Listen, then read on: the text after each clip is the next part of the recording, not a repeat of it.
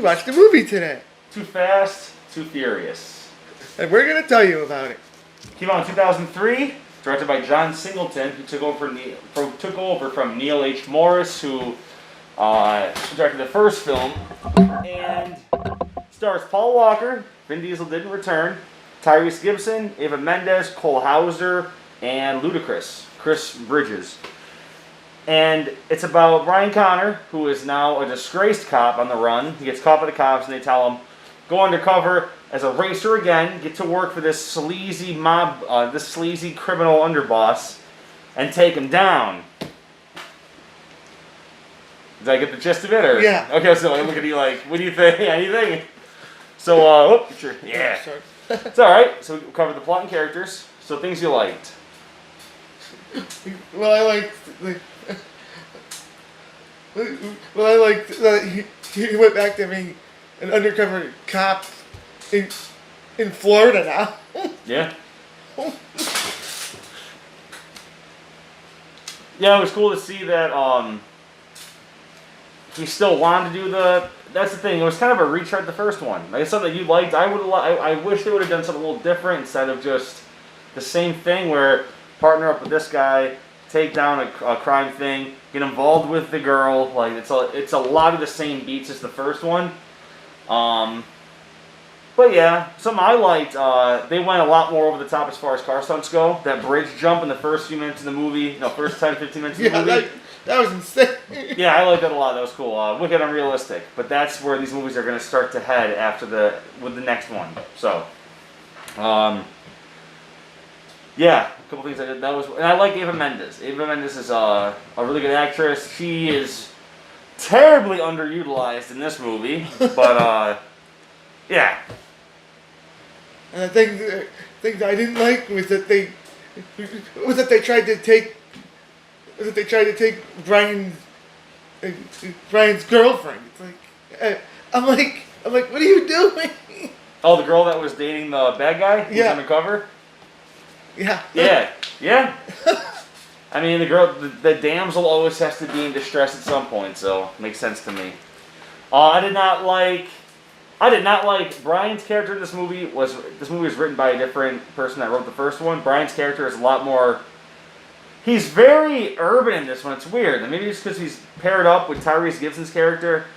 But like certain lines he says, I'm like, he was surfer guy in the first movie, and this guy kind of has more of like a ghetto dialect, which I thought was weird. But I guess he's trying to like black it up with Tyrese Gibson, I guess, or something. Which I was kind of like, that's weird. I wonder why they felt necessary to do that.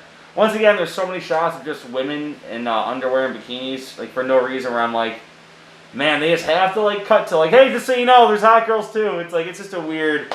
But I mean, it's a movie aimed at teenagers, so they're gonna love it. They're gonna go, woo, bring us too. And also the thing I didn't like was that they had that bar scene. It's like, what the heck is this even doing in the movie? Oh, the bar scene? Yeah. What did they do in that scene? Where they put the mouse on that guy's chest and stuff. Yeah, the cop, the dirty cop, right? Yeah. Yeah, they put the bucket over the mouse on his chest and started heating up with a blowtorch and said the mouse is going to start clawing through you to get away from the heat. That was pretty randomly brutal. I will say nothing. I didn't like the villain in this movie, played by Cole Hauser, was terrible. Terrible. Every scene he's just in a nice suit and he's like chewing a cigar, like, and he's like, you like women? It's like, no shit, asshole. He was looking at your girlfriend the whole time. Yeah, anyway, right? So who would you recommend it to? Teenagers? Obviously.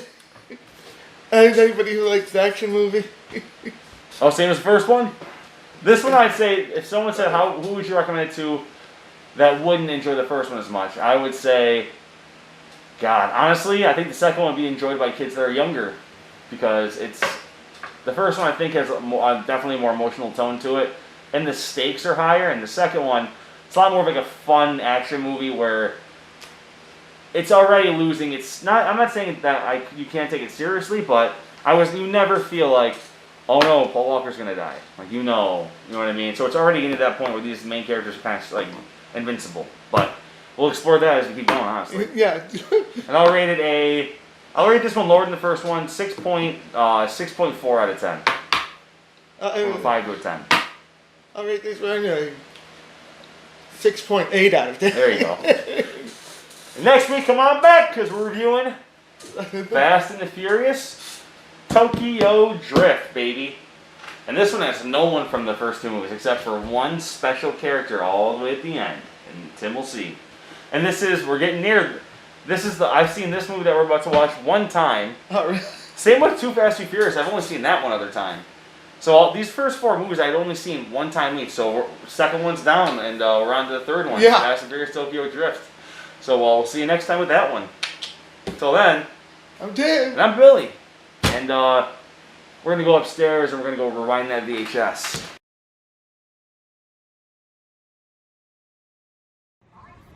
I don't know what I just did. And that's what Rocky looks like at the end of it.